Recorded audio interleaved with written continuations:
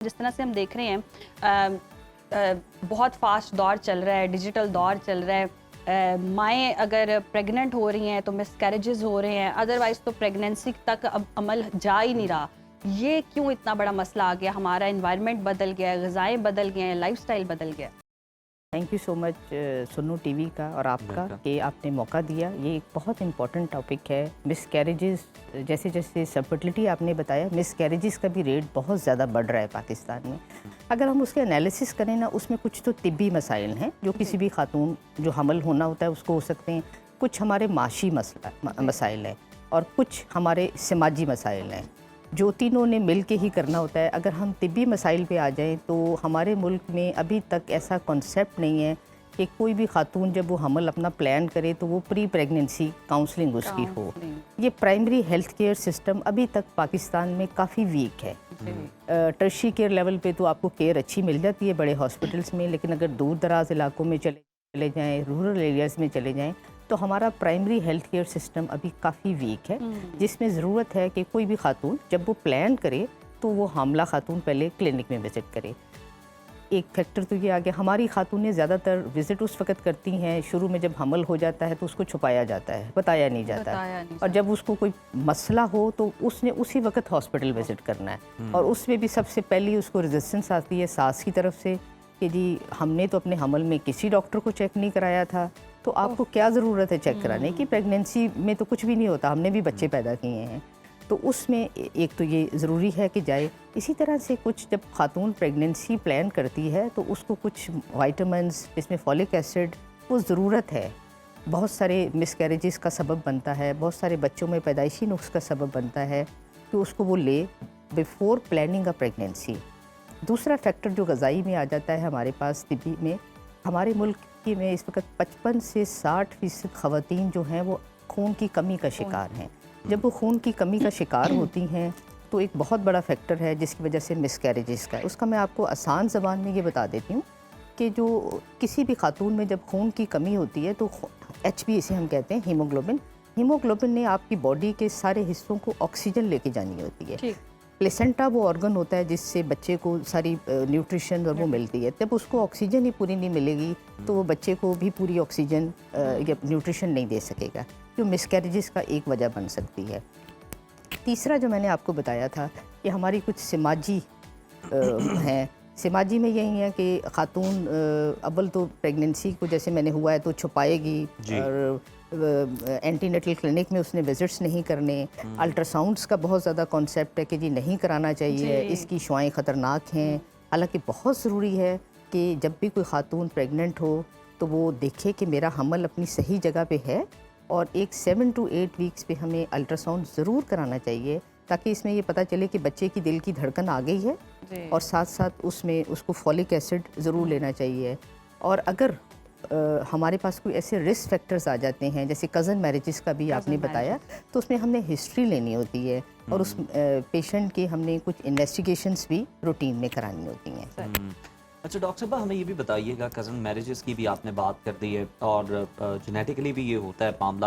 ہمیں یہ بتائیے کہ کچھ تو بہت زیادہ کانشیس ہوتے ہیں کہ بالکل ہی وہ کہتے ہیں کہ آپ نے پاؤں جو ہے نا وہ نیچے نہیں رکھنا جیسے یہ خوشخبری مل جائے یا انہیں پتہ چل جاتا ہے. اور کچھ کہتے ہیں کہ جس طرح سے آپ نے بھی کہا کچھ سماجی پریشرز بھی ہوتے ہیں، سوشل پریشرز بھی ہیں. ساس کہتی ہے کہ ہم بھی کام کرتے رہے ہیں، ہم تو بلکہ زمین پہ ٹاکیاں بھی لگاتے رہے ہیں، سب کچھ کرتے رہے ہیں، تو ہمارا تو کوئی مسئلہ نہیں ہوا. کیا آج کل کے دور میں کیا احتیاط تجویز آپ کرتی ہیں، اور کون سی ایسی وجہ ہے جس کی وجہ سے مس کیریجز زیادہ ہو جاتے ہیں؟ ابھی آپ نے جیسے کیا، میں آپ کو تھوڑا سا آج کے دن کے حوالے سے، آج میٹرنل مینٹل ہیلتھ ڈے منایا جاتا ہے دنیا میں. Every first Wednesday of the May یہ منایا جاتا ہے.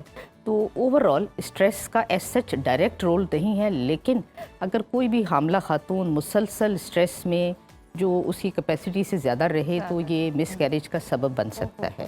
اور ہوتا کیا ہے کہ جب آپ کوئی بھی خاتون مسلسل اسٹریس میں رہتی ہے تو آپ کی باڈی میں ہارمونز کا جو سسٹم ہے وہ ڈسٹرب ہو جاتا ہے. کورٹیسول لیول زیادہ پروڈیوس ہوتا ہے، جو آپ کی پریگننسی کے سپورٹ کے ہارمونز ہیں وہ اس سے متاثر ہو سکتے ہیں.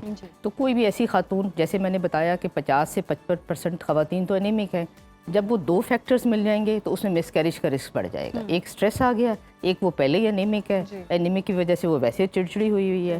मेंटल हेल्थ हमारे मुल्क में बहुत तेज़ी से राइज हो रही है, जिस पे हम सबको बहुत सीरियसली हमारे प्राइमरी हेल्थ केयर सिस्टम में भी और पॉलिसीज़ बननी चाहिए कि इसको एड्रेस किया जाना चाहिए। किया जाए। और ख़वातीन की मेंटल हेल्थ के ऊपर तो ख़ास तौर पर डिस्कशन होनी चाहिए, क्योंकि आई थिंक वहीं से कनेक्शन सारे जुड़े हैं। मेडिकली भी अगर देखें उसमें चिड़चिड़ापन आना, वो रिपोर्ट भी पिछले दिनों आई थी कि जी अब मेडिकली भी प्रूवन है कि अगर औरत चिड़चिड़ी हो रही है तो इसके अंदर उसकी हार्मोन्स की तब्दीली हो रही है, और पीसीओएस के बहुत ज़्यादा मसाइल हैं।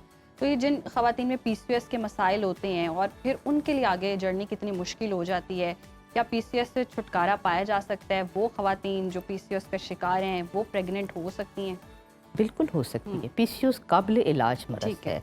हाँ, इसमें थोड़ा सा इलाज लंबा चलता है, और साथ आपको अपनी लाइफस्टाइल मॉडिफिकेशंस करनी है जो आपने मेंटेन रखनी है।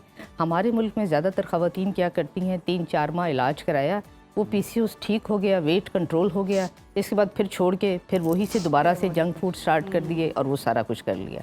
तो इसमें पीसीओएस से बिल्कुल इलाज काबिल इलाज है, लेकिन फिर आपने जो लाइफस्टाइल बनाना है या जो भी डॉक्टर से आप ट्रीटमेंट करा रहे हैं वो कंटिन्यूड रखना है। मिस कैरेजेस में, पीसीओएस वाले में मिस कैरेज एक बहुत बड़ी वजह है। डॉक्टर साहब, साइलेंट मिस कैरेज की कंडीशन में कोई पेन या ब्लीडिंग नहीं होती, और पाकिस्तान में अक्सर ख़वातीन अल्ट्रासाउंड से भी, जिस तरह से आपने भी कहा, कतराती हैं। ऐसे में जो साइलेंट मिस कैरेज है, इसकी तशख़ीस कैसे मुमकिन हो सकती है? किन अलामात से अंदाज़ा लगाया जा सकता है? नॉर्मली साइलेंट मिस कैरेज में अगर कोई खातून जिसको नॉर्मल प्रेगनेंसी के अलामात हैं कि वॉमिटिंग फील होती है या दिल ख़राब होता है, अगर वो ना होना शुरू हो, या कोई पेट में निचले हिस्से में दर्द होना शुरू हो, या हल्का सा स्पॉटिंग, ब्लीडिंग में तो सारे ही अस्पताल चले जाते हैं, अगर हल्का डार्क कलर का ब्लड आना शुरू हो जाए तो उसको इग्नोर नहीं किया जाना चाहिए। उसमें एक अल्ट्रासाउंड और कुछ ब्लड के भी टेस्ट होते हैं, वो करा लेने चाहिए। सही। अच्छा डॉक्टर साहिबा, ये भी एक कॉन्सेप्ट है कि जी फर्स्ट मंथ बहुत एहतियात है, फिर आई थिंक 7 मंथ में जाकर बहुत ज़्यादा एहतियात करनी होती है, झुकना नहीं है, वज़न नहीं उठाना, ट्रैवल नहीं करना। लाइक अगर फर्स्ट मंथ है तो फिर तो बहुत ज़्यादा ही एहतियात बताई जाती है। Is it true? असल में होता यह है कि फर्स्ट 3 मंथ्स हमल के लिए ज़रूरी होते हैं, जिसमें बच्चे के ऑर्गन बन रहे होते हैं। इसमें कोई भी हामला खातून को, एक तो मैंने ग़िज़ाई बता दिया कि उसने फॉलिक एसिड ज़रूर लेना है, रेस्ट करना है, अपनी 8 घंटे की नींद ज़रूरी पूरी करनी है। कोई भी फ़िज़िकल एक्स्ट्रा वर्क, जैसे मैं अपने मरीज़ों से कहती हूँ कि जब आपको लगे कि जी मुझे, हर इंसान की एक अपनी कैपेसिटी होती है काम करने की, उससे एक्सीड नहीं काम करना चाहिए। जितनी उसकी है उतना काम कर ले, और इसके साथ साथ उसको फॉलिक एसिड और बाकी मल्टीविटामिन्स प्रीनेटल ज़रूर लेने चाहिए, और ये सारी चीज़ें करनी चाहिए। यानी बहुत ज़्यादा रेस्ट भी आप लोग तजवीज़ नहीं करते, और बहुत ज़्यादा नहीं है, काम भी जो है वो भी तजवीज़ नहीं करते कि आप ये करें। अच्छा, अगर माँ का ब्लड ग्रुप नेगेटिव और वालिद का पॉजिटिव हो, तो लास्टली में ये बता दें, तो ये पहले या दूसरे हमल के लिए डेंजरस हो सकता है? जी, अगर माँ का ब्लड ग्रुप नेगेटिव है और हस्बैंड का पॉजिटिव है, तो पहले बच्चे में नॉर्मली कोई कुछ नहीं होता, क्योंकि माँ, जब भी ये इस तरह से होता है तो माँ के ब्लड में एंटीबॉडीज़ प्रोड्यूस होती हैं। तो पहले हमल में तो हो सकता है कुछ ना हो, लेकिन नेक्स्ट हमल में जब माँ खातून प्रेग्नेंट होती है तो वो बच्चे के आरबीसीज़ पे हमला करते हैं एंटीबॉडीज़, और जिसकी वजह से बच्चे को प्रॉब्लम हो सकता है।